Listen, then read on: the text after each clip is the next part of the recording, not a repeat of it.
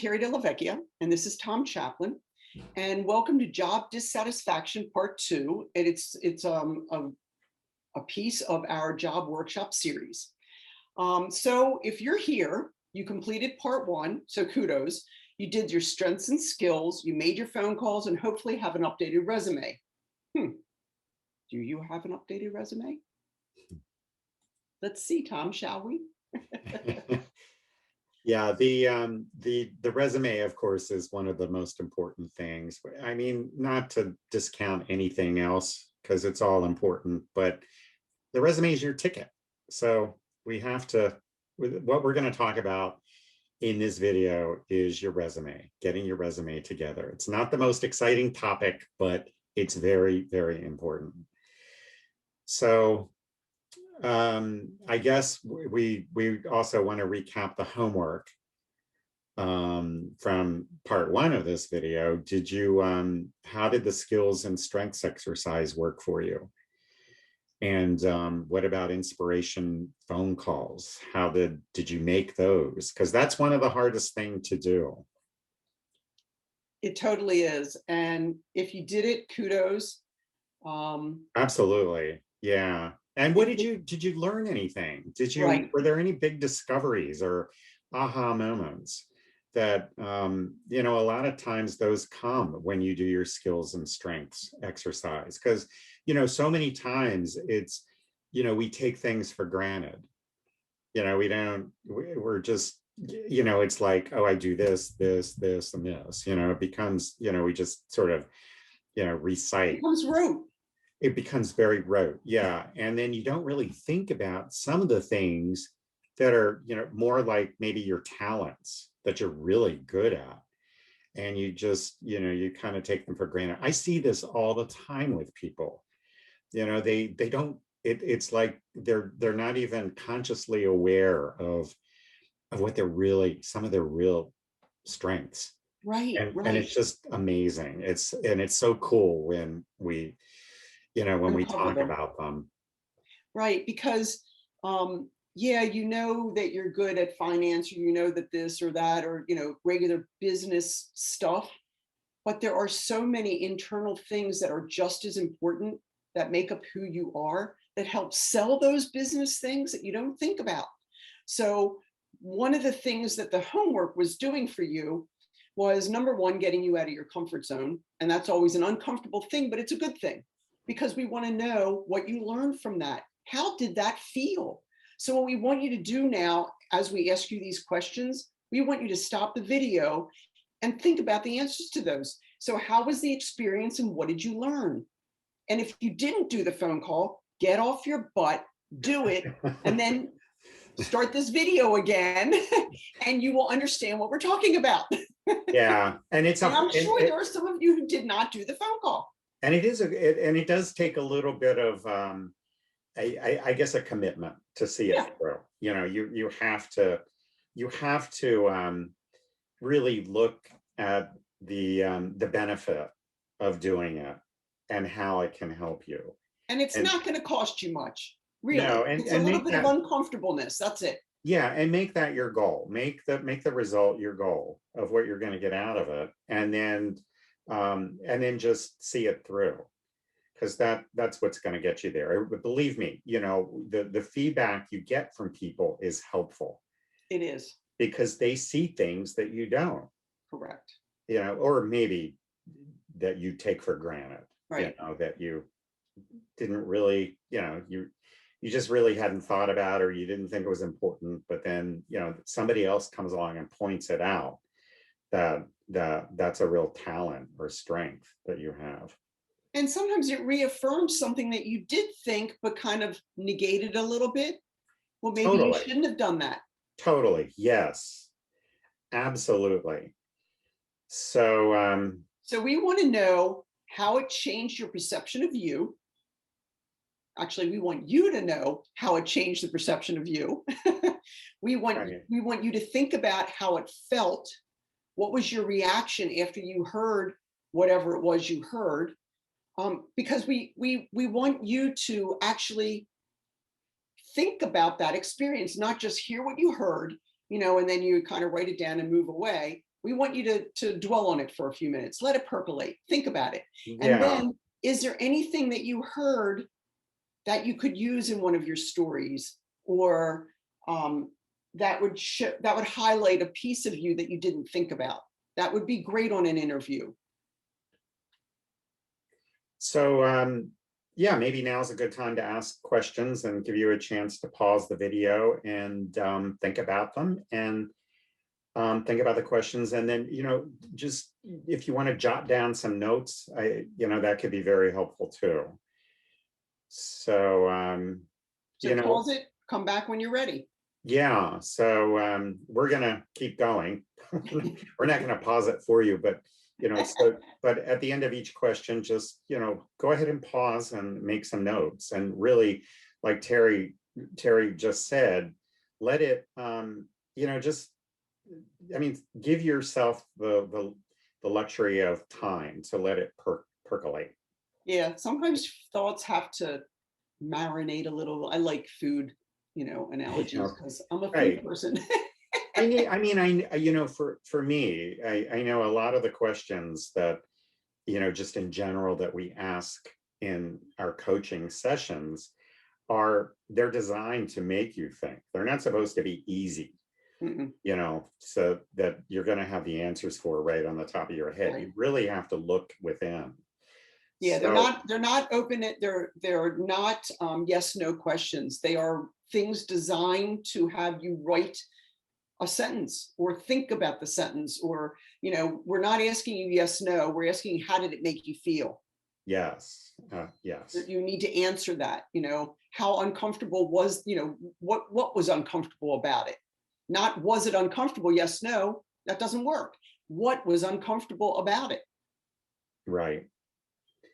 So what was this process like for you when you made your phone call and you asked for feedback and you got your feedback? What was that like for you? And really, what was the entire process like? Because sometimes it can be uncomfortable asking for feedback. That alone can be uncomfortable because, for a number of reasons. But what was it like for you? Just go ahead and pause and just, think about it and make some notes. And if you did what you should have done, which is ask at least two different people, how different were the responses? Because different people know you in different ways. Some might know you just family or work or friendship. So your answers could have been vastly different, or they could have been similar. Absolutely. So, and if it has changed the perception of you or giving you any new, insight, it's, just make sure that you address that as well. So We love this critter. Yeah, our look of astonishment or surprise. So one of the things we do love this monkey. I mean, he's just adorable. Yeah, we just like to pause here. Yeah, and just just watch the monkey.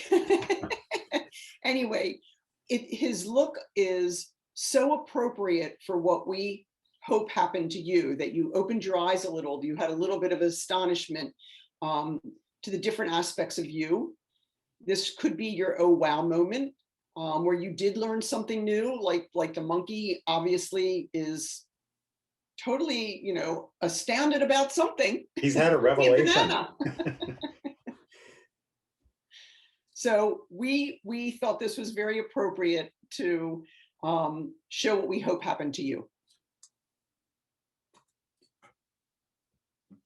So how does all of this apply to you? What do you do with it now? You've got, you did your inspirational phone calls, you did your skills and strengths list.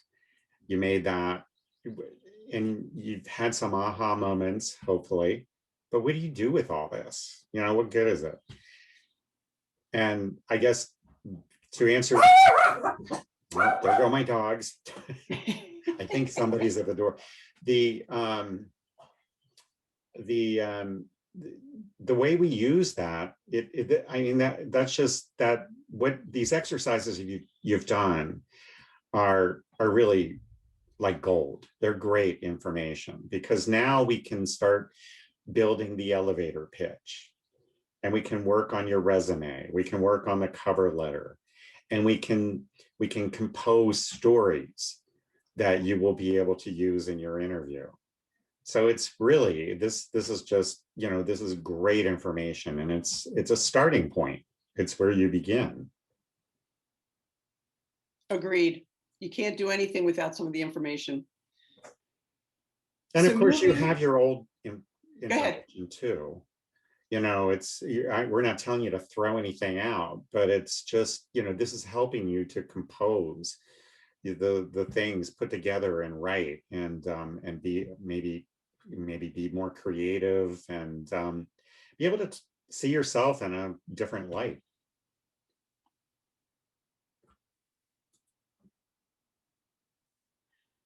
So, Terry, You do want you to go want with the to elevator? Go ahead. Go with talk the about the elevator. elevator pitch? Go ahead. Want me to go ahead? Go Okay. ahead. Well, when you write your elevator pitch, the elevator pitch really, I mean, you don't want it to be too lengthy. I mean, it's called an elevator pitch because it's designed to be delivered on the elevator ride in a, we're not talking about a lot of floors here. Talking about a 30-second 30 endeavor. seconds. Yeah. You want to deliver it.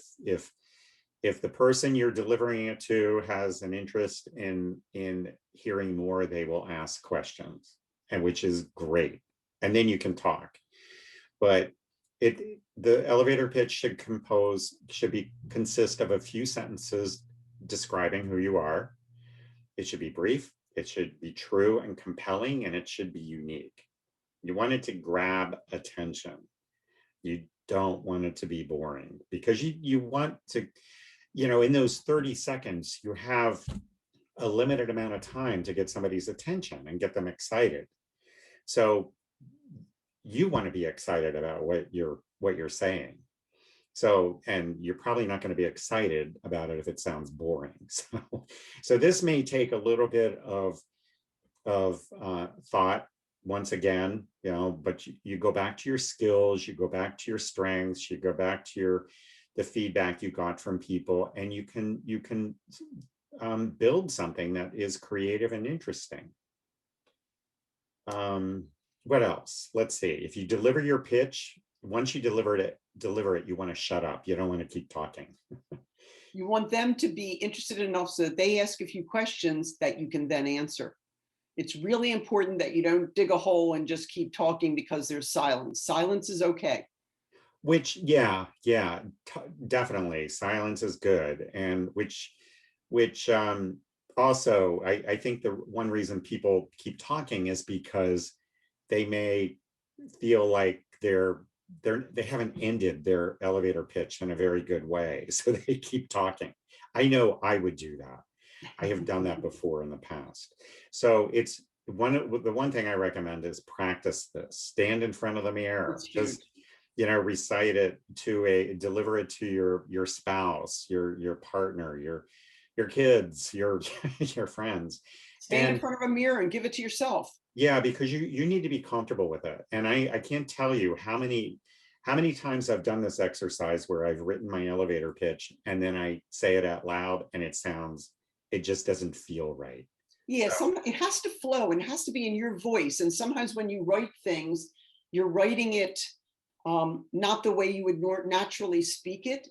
So practicing it will make it so that you realize what doesn't feel right, and you can fix it so that when you practice it, it flows, and it flows for you.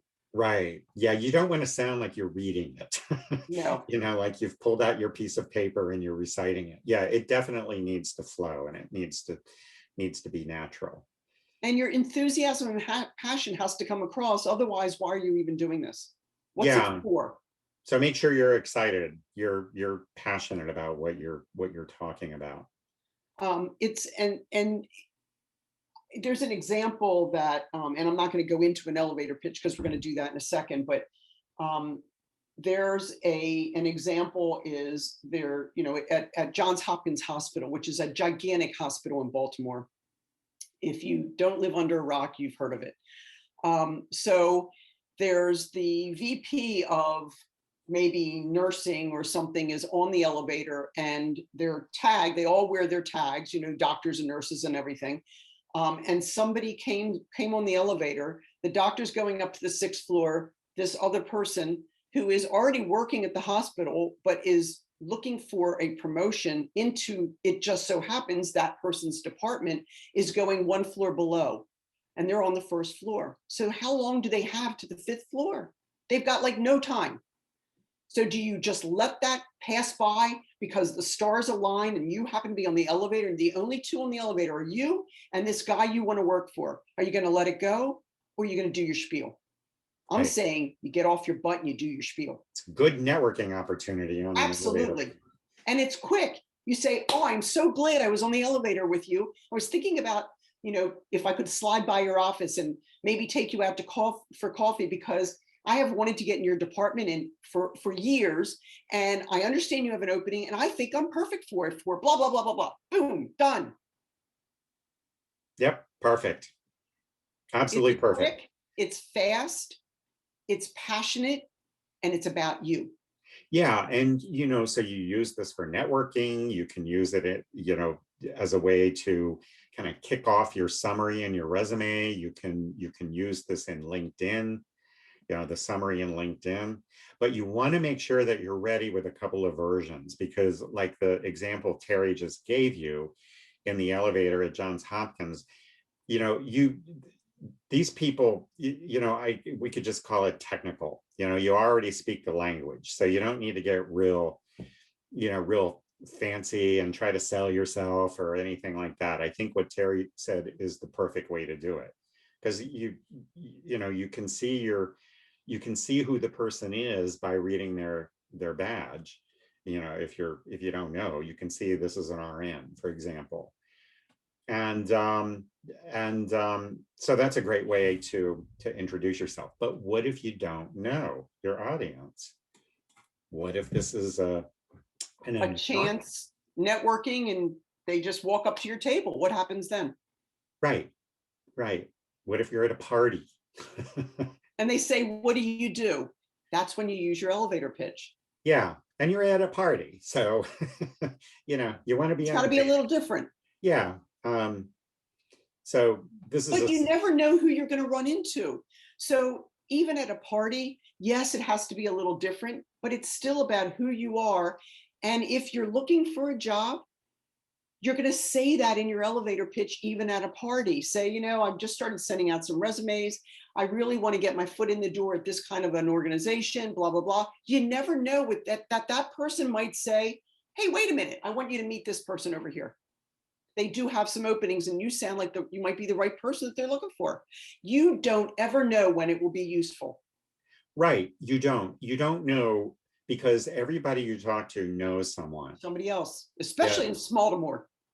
Yeah. I mean, you could be speaking to someone whose spouse is who you have never met, and happens to be at the party, and this is it's a great networking opportunity. So you don't, when you're looking for a job and you're looking for, if it's a career change, you're looking to make some sort of shift in your career, this is when you really don't want to leave any stone unturned. No, do not lose those opportunities, because they can be golden.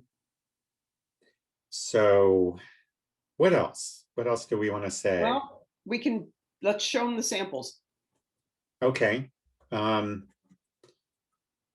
So this elevator pitch is a little different, but we wanted to show you this because it's very colorful, and it may have been, I'm assuming it was completely right for this particular individual, but it is not right for everybody. So, but it makes you visualize what they're trying to say. So I'm a composer and conductor of strategy. As a digital strategist, I approach strategy like a symphony. You can picture the conductor waving his wand, but he's actually talking about, he, she, it, about IT kind of stuff and strategy, not symphonies. But it's the way it all comes together in this language that makes you visualize something different. And at the end, my passion for information and my talent for solving problems by analyzing the data is an enabler for better decision making, pulls it all together for why they do what they do. I just, I think this one is very different. And there's a broad spectrum of what your elevator pitch should be. The bottom line is it needs to be right for you. And this was obviously right for that person. So, you got to keep it brief, 30 seconds, as we said before. Write it yourself because it has to resonate with who you are and be in your tone and your voice. You're the one who has to deliver it. If you can't deliver it, then it ain't right for you. I don't care who wrote it. Right. Keep Yeah. it natural. Yeah, I mean, it's got to flow off your tongue. Right. And also remember that this, that your audience and who you're delivering this to. If you're delivering this to another, let's say somebody who is a data analyst, they already know what you do, so you really don't have to explain it. And using metaphors, for example, Right. You can just say, yeah, in fact, that last sentence would be perfect. If you're happen to be talking to If you're someone who talking the does same language. yeah, who does what you do. So, I mean, that would sound great. My passion for information and my talent for solving problems by analyzing data is an enabler for better decision making. It's what I love to do. Right. Just that would be perfect. And that's Yeah. all of 10 seconds, not even 30. Right. So you need to know sort of your audience. And when you don't know to your audience, that's when you go into a little bit more detail or layman's terms. If you do something that is very deep and complicated, you've got to be able to make somebody understand at least a bit about what you do in layman's terms. Yes. Definitely. And as we said before, practice it. Make sure you're comfortable speaking it. It may be really well written, but it doesn't sound right out loud. And you'll know that, or if you repeat it to somebody, they'll help you. Right. Yeah. I mean, if it feels awkward in any way, it doesn't feel natural. That's your clue to to tweak it. Right. It needs to address who you are. What do you do? What's your passion? What's your purpose? If you've had some really cool success that enabled the organization to do X, Y, or Z, maybe that's part of your pitch because that's the type of job you're looking for, where you can do more of that. So what do you want people to know about? That's what it is. Yeah. And personalize it as much as possible. Absolutely. I want to work for you. I want to work for your organization. This is I've wanted, well, like Terry was saying in the example in the elevator at Johns Hopkins, I've wanted to get into your department for a long time. And It would seems love, like my opportunity. yeah, I just, and bingo, here you are on the elevator. I want you to tell me how I can do that. So you want to personalize it and make it sound like what that person has to offer is exactly not only what you do, but what you love and what you want. Right. So as we said, this one is a little bit different. So let's look at the other one. Okay, there we go. Little bit more mainstream, but still, this is a very good elevator pitch. It's just a little bit it's not so flowery and left of Tone center. down a little. Yeah. So I am an expert at client development and relationship building. I've reached a level in my career where I'm ready to transition into a senior role that aligns with my values and passions. Therefore, I'm exploring opportunities in the nonprofit sector where I use my strength of storytelling and persuasive abilities to be a champion for the underdog. This is actually an elevator pitch that one of my clients put together and used, and it worked well for her. I love it. And it says what it needs to say. It does. Yeah, it's everything is there, everything.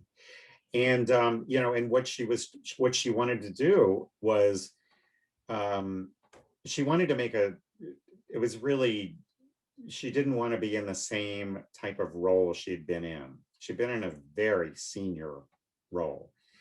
And she wanted to target something more specific that wasn't at such a high level. And it was kind of a,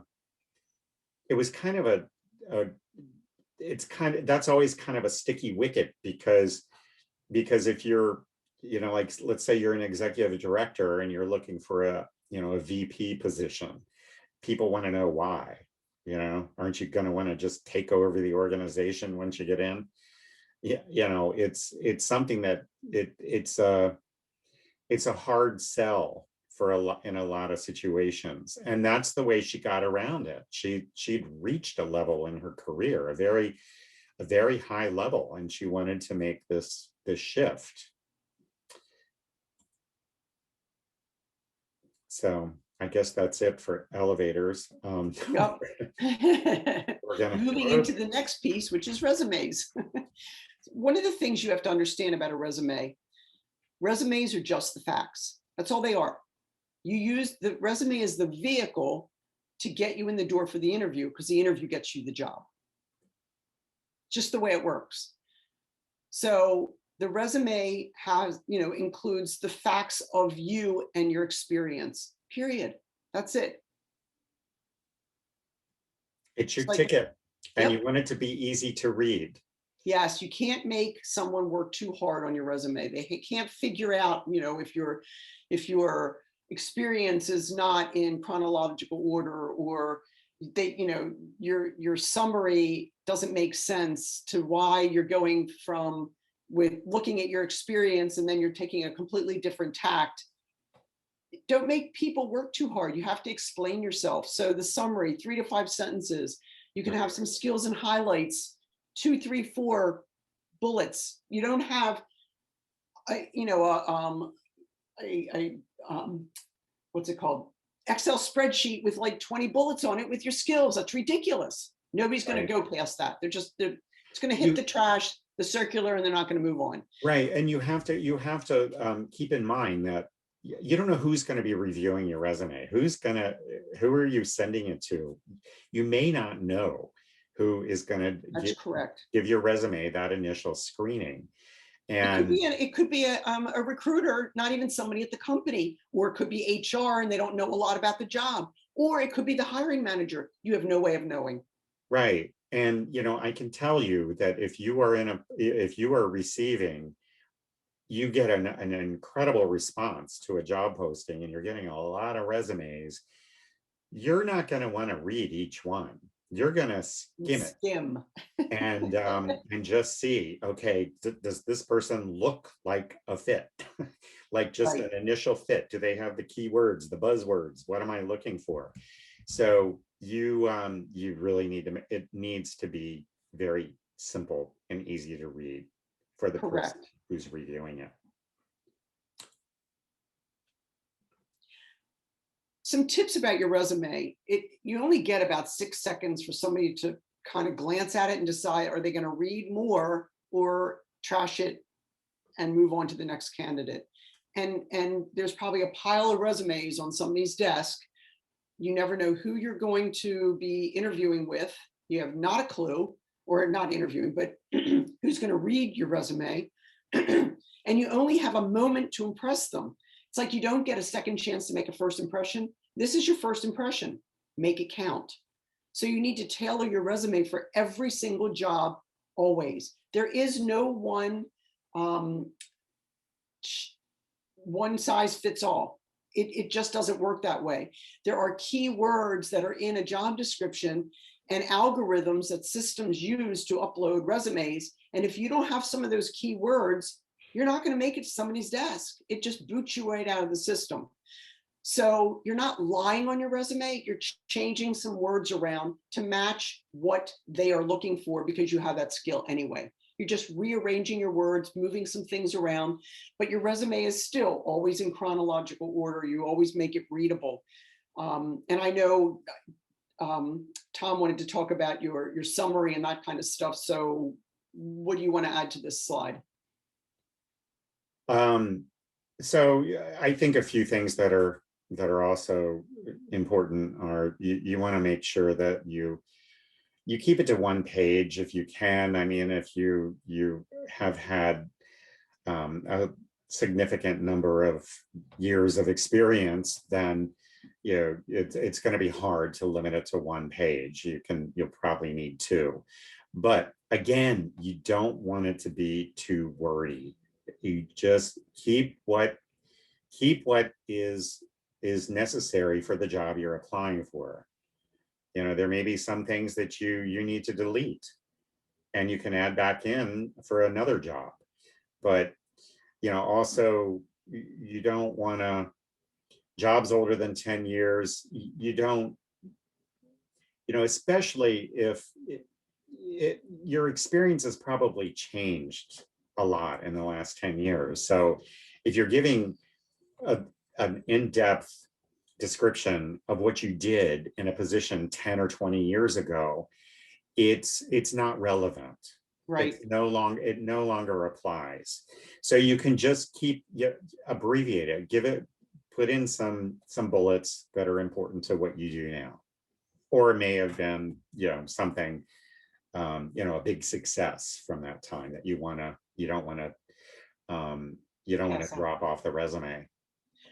The other thing is, if there's other stuff that you've done that you think is important, you can have at the bottom of your resume, see LinkedIn for the rest of my experience. Yeah. And you can put everything on LinkedIn, but then the resume, they only have one page.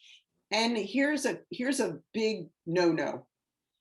If you want to keep it to one page, so you go to like an 8-point font instead of a 10 or a 12, everybody knows it, and you do not want the person reading your resume to have to use a magnifying glass. Right. Yeah. That is a huge no-no. Do not make the font smaller and smaller to get everything on there. That's right. Or decrease the margins. And yes.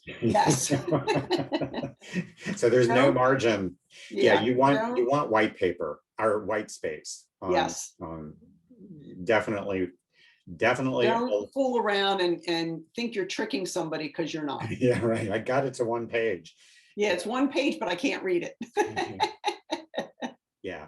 And I can tell you from personal experience that I have discarded resumes just because I looked at them and it was like, oh my God, that is just, I'm supposed to read this. Right. I don't even want to begin. So. Agreed. So every resume should have a summary, not an objective. Objectives I don't know why, but I see them a lot on resumes, and they're very, I find them very annoying. It's like, my objective is it's to work in a company where, this is a very common one that I see, it's to work in a company that recognizes my talents and skills and gives me the opportunity for growth and vacation. And, I hate it. My thing is, no, you know what your objective is? It's to get a job. So don't use that word. Right. And objectives tend to end up being about what you can do for me rather than what I can do for you. And I think that's just the kind of the pitfall of writing an objective. That's where it goes. So yeah, you definitely want a summary. The summary should again, be brief. It's like your elevator pitch. You don't want to Mhm. get too wordy here. It should just be a few sentences about who you are. And it can be very similar to your elevator pitch, which is the point of Absolutely. doing one, because you can pluck information from that and use it in your summary. Absolutely. Yeah. Yeah. So if there's something phenomenal you've done that you want to highlight it, you can put it in your summary. Some major accomplishment. Save the company a ton of money. Yes. And that's huge. So if you've actually done something like monetarily, or, in things with numbers that matter from company to company, that should always be in your resume and potentially in your summary and potentially in your cover letter. Absolutely. Yeah. Yeah. It's okay to repeat those big successes. This is I guess it's called tooting your own horn, but sometimes you need to toot it a few times to get Yes. attention. So To get the point across, right? So some resumes, we're giving you a couple, one that we're going to critique that we don't want you to do, and some definitely bad things, and then some good ones that we're going to do the same thing with the cover letter. Don't If you don't have a good email, like your name at Gmail or Yahoo or wherever it is, create one. You don't want one that says I am the man at gmail.com. You don't want something absolutely ridiculous like Batman 367. Who's going to hire you with that kind of an email? You obviously aren't serious. You're not somebody that cares about what other people think in a business environment. So don't do that. Have a standard email. It can just be your name. It can be, Terry 0819, I don't care, at right, yahoo.com, but it's not, something really stupid. right. Yeah. Think professional. This is the impression you're giving in a professional work environment. So Correct. you And in some cases, maybe you want your personal email separate from the one that you're doing. So maybe you can use I am the man at gmail.com for all your friends, and they think totally. it's hilarious. Create a Yep. new one. And that way you're not, all your emails aren't together for business and personal. So all these are ones I've interviewed for or I've sent resumes Yeah. for. These are Yeah. responses. Keep Great them idea. separate. Great idea. Okay, so obviously that's one of our critiques of this resume. So is the objective, which we already talked about. What's wrong with education? Well, education, unless you're a teacher, should be at the back. It should be, your experience should come before education. Unless you are just out of college or high school, if you aren't going to college and this is your first job, then education would come first. And if you're a teacher, a CV, any CVs are different. For lawyers, for teachers, they are definitely, they will go more than one page. And your education for a teacher is right up there because you have to have certain things or you can't be a teacher anyway. And that's some of the first things that they look at. But for all the rest of us people out there, education should not be first. Right, right. So what else do we want to say The about that? experience. Don't make looking at a resume just too hard. So if you've switched roles in an organization, that's great. More power to you. So, but you have your dates and who you worked for once, and then your role and the dates of those roles, and then the next role and the dates of those roles. So they know it's one company instead of you have a company twice. And at first they realize, oh, you've had two different jobs working for, oh no, that's the same company. Don't make people work too hard. Make them realize you worked this one company and they liked you enough that you had different roles in that company. Yeah, yeah. That's a selling point. It is. That's a selling point that you've moved within the company. But yeah, that's I think that's such a common mistake that people make on a resume. Um, so I think we've about covered everything, haven't we, on this, Yes, our we critique? have. But Yep. let's look at a good resume, a sample of a good resume.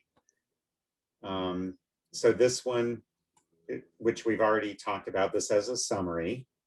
So this is this is has the summary first. It has the technical skills listed next, which is I when I would receive resumes, I loved seeing a resume in this format. It Yes. just was, I could look, it's a snapshot. You can read the summary, you can check the technical skills, and then if you're interested, You move, you keep reading. you can read what they've been doing. And Uh, it is interesting. Depending on the role, if it is a technical role, your technical skills should be like this because that is something that is going to get you in the door. If it's a requirement, you absolutely should show that you've got those things that that job is looking for.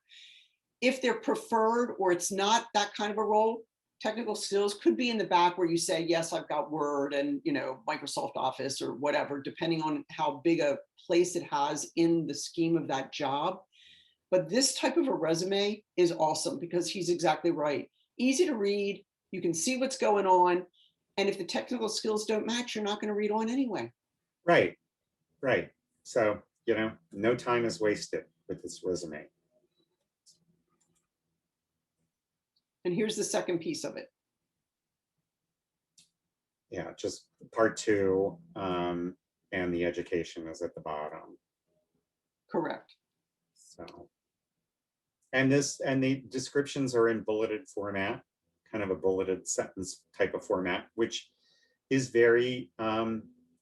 it's very clear. It's, when I just look at the whole resume, and this is something to keep in mind too, but I look at this and it's just so easy to read. I know it's not going to take me an hour. And I can easily go through this. So it's appealing. It's appealing to the eye.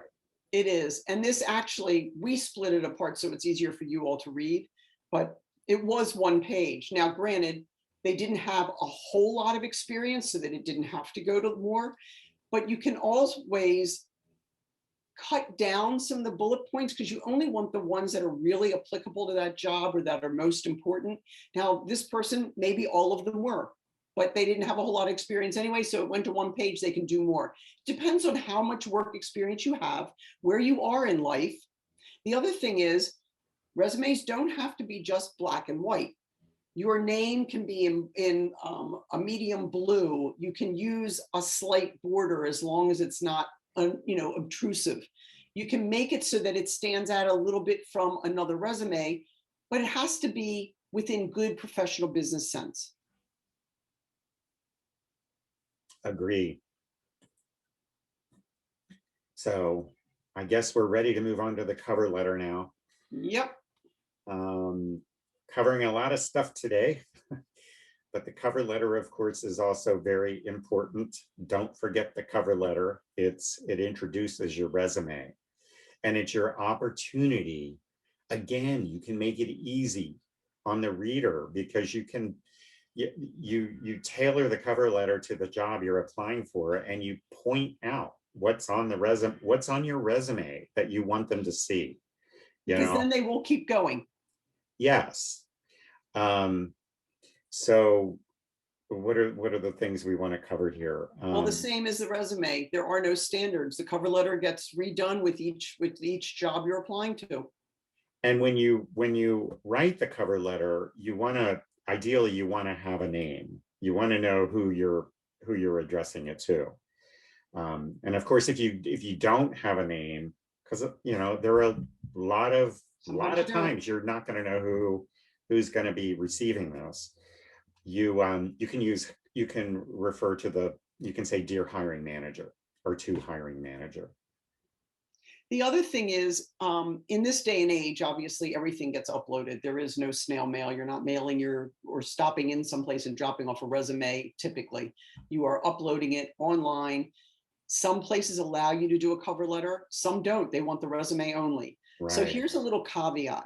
if you can do a cover letter, do one, because it gives you a little bit more leeway to talk about you and why you want to apply, why you're looking at this job, what makes you you, and then, introducing the resume and asking for an interview. If you cannot do a cover letter, your summary has to be that. Now, you can't write a summary that's 15 lines long and 6 paragraphs, but you, as I said before, you don't want somebody to work too hard. So if there's something between where you are now, your current experience, and the job you're applying to that's different, like I was in IT and now I'm a coach. So if I was applying for a coaching job within an organization, I got to give them a hint. What, I was in IT, now I'm applying for a coaching job. Ne'er the twain shall meet. I want them to read further. So now what I would say in my summary or my cover letter, if I can do a cover letter, it would be awesome. But if I can't, in my summary, it would be, I have 30 years of IT, but I realized my passion was the coaching and mentoring I did. Therefore, I'm taking the leap and moving into a new career path, which is why I'm blah, blah, blah, blah. They read that right away. They go, oh, okay, so this is her experience. This is the schooling she has now for coaching. Makes sense. If I didn't do that, it would probably hit the trash can. Why would they hire me? Right. Why would they even interview me? Right, right. And if you're, of course, if you're not applying to jobs online, you may be going through your network, you may be finding Very different. different sources, then you definitely will have to write a cover letter. But yeah, when you fill out an online application to submit your resume, you really have to go by their rules.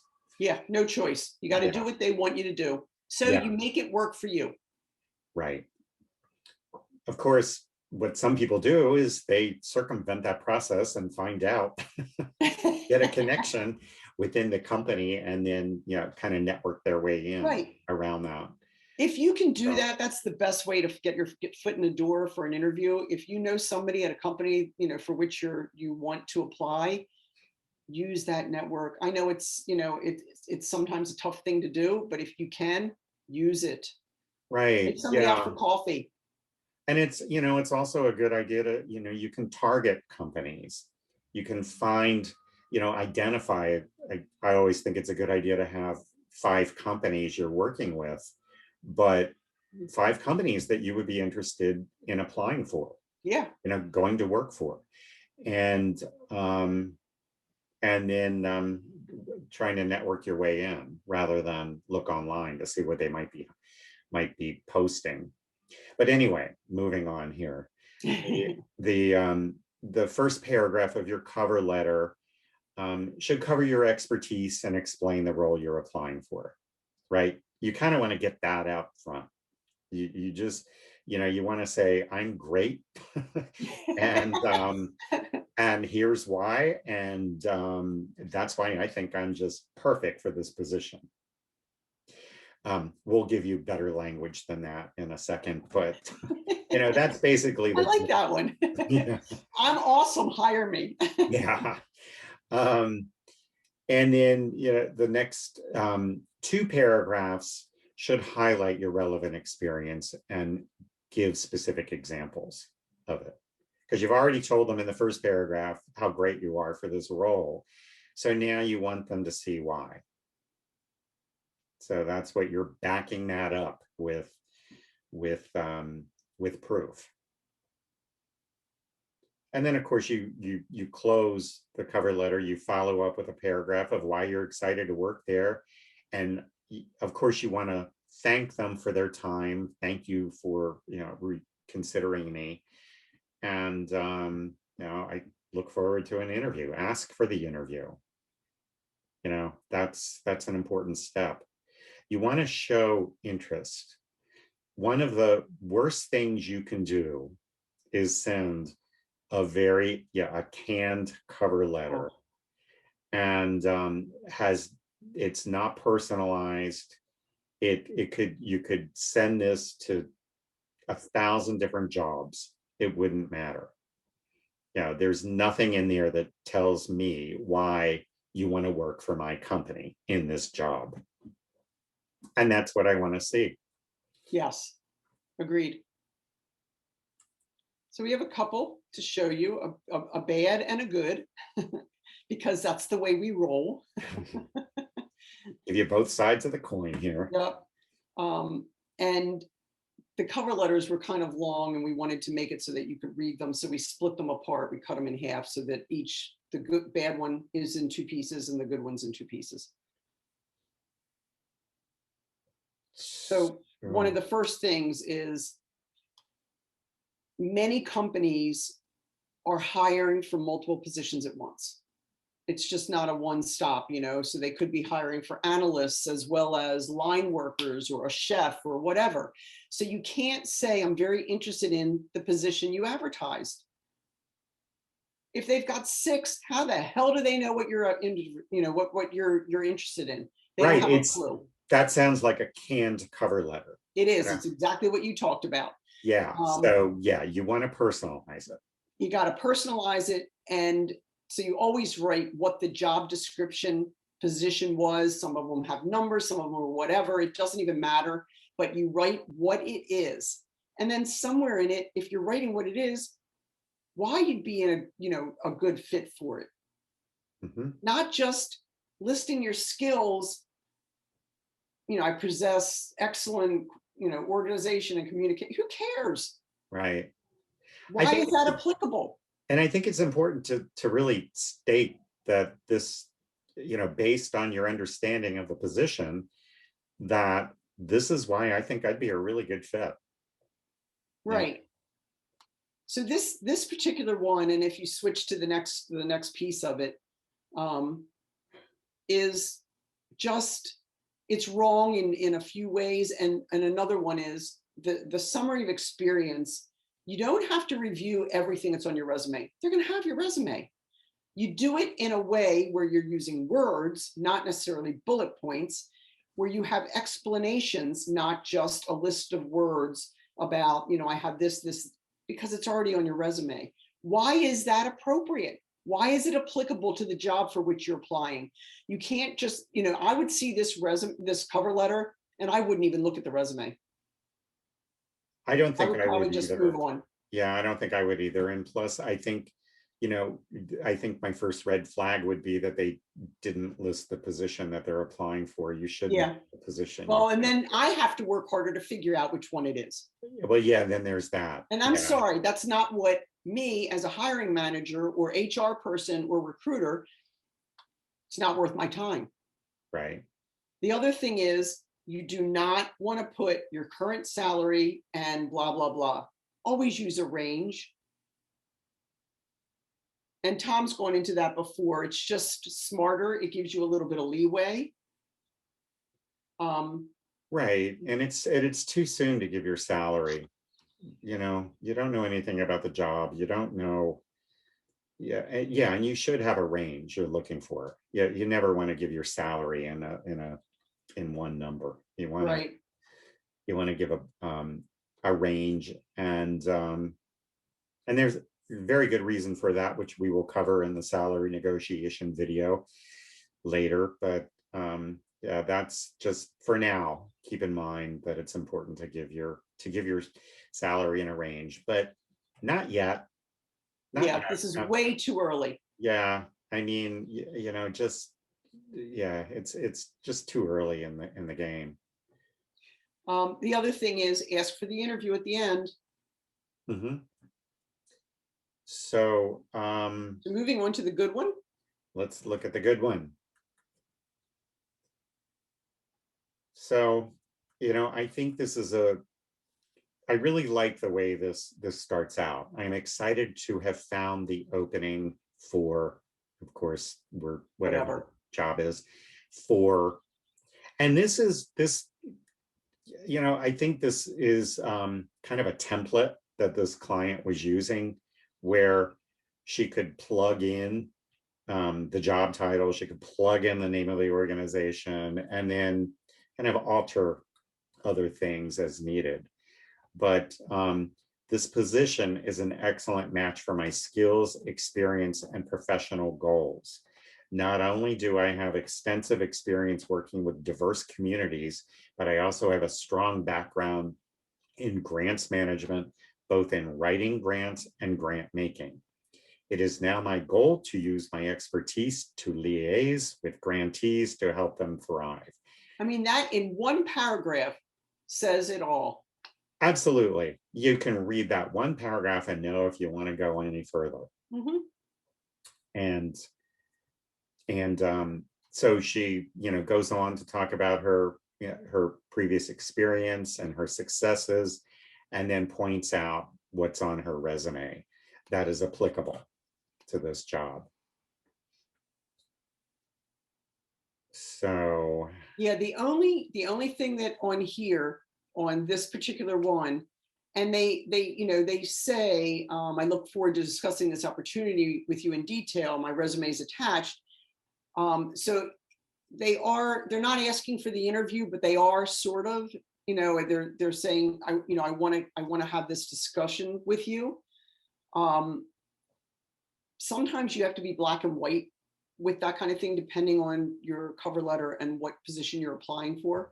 mhm, you do. Yeah.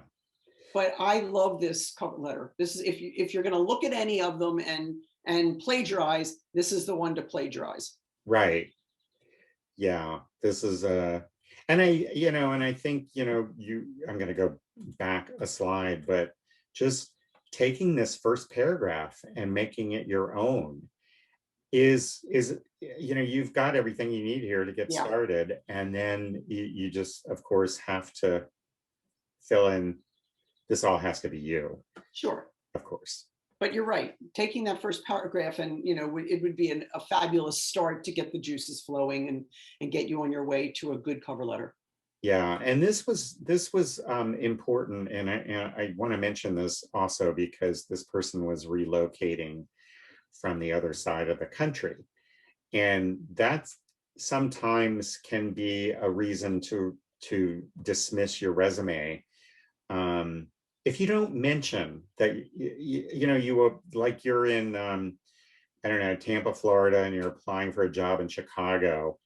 I mean, when you're reading the cover letter and looking at the resume, you're kind of, I would always end up kind of scratching my head. Does this Right. person know the position is in Chicago? Is this person? Right. You have to say, I want to relocate back to Chicago. I have family there. Therefore, these are the jobs that I'm looking. Don't make people work too hard. Right. And this is a valid reason for, Yeah. for relocating. When I was a recruiter in LA, I know it was kind of a joke that people from the East Coast would move there and either stay or go home in 6 months. So there was always a lot of kind of special interviewing. Oh, Yeah, God. Okay. Got it. special screening Right. because you want to be comfortable that the person is going to stay. Sure. You don't want to spend, it takes 6 months to get somebody up to speed. If they're only going to make it 6 months or a year, you've wasted. It's just, it's not a fun thing to have to Right. start And a over lot of again. times companies will pay a relo if you're a Yeah. great candidate. So, Yep. you have to have a valid reason. You're not just, kind of, oh well, this looks good, let's apply here. So, all right, well, We're at the end. We're coming this, down to the finish this line. was it. There was a lot of stuff here, a lot of good stuff. So, But as anybody who's done any of our workshops before, guess what? There's homework. yeah, and naturally, that shouldn't be a big surprise. You've got to write your elevator pitch.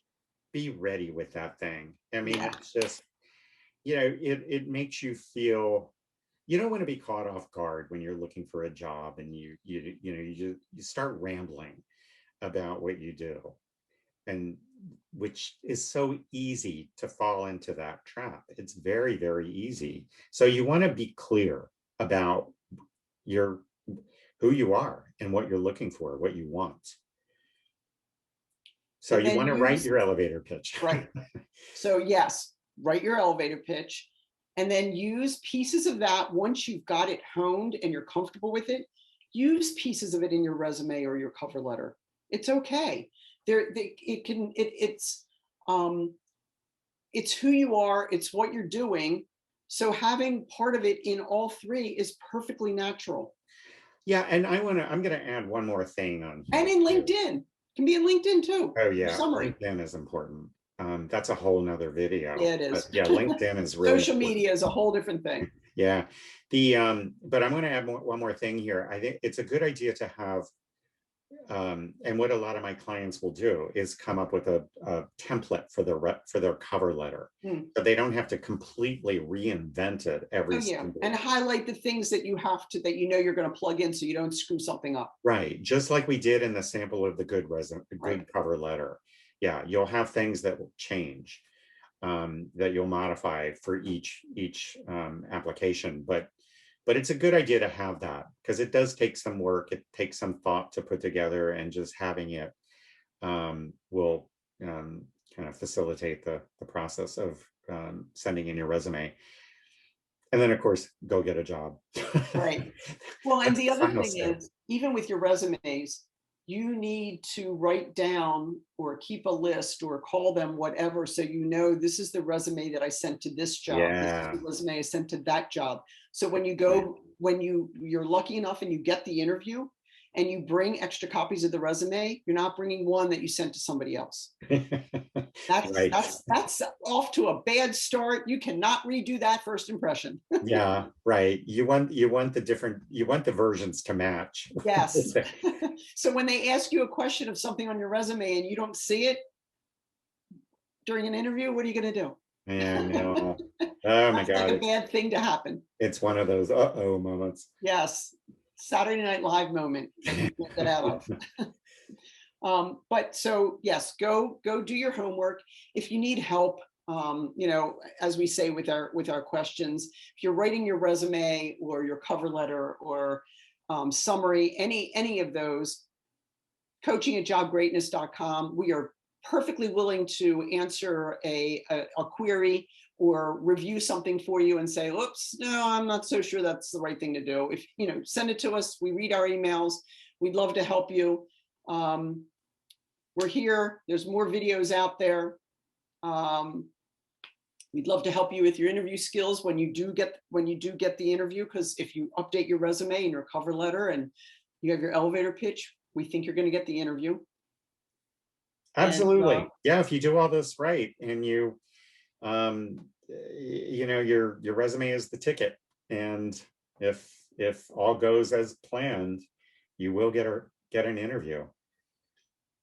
And that's step two. Yeah, Yeah. the resume got you in the door, of course, Yep. but the Interview gets you the job. yeah, now you got to go do the fun stuff. Yeah. So thank you for inviting us into your home. We're glad that you checked out our workshop, and good luck to you.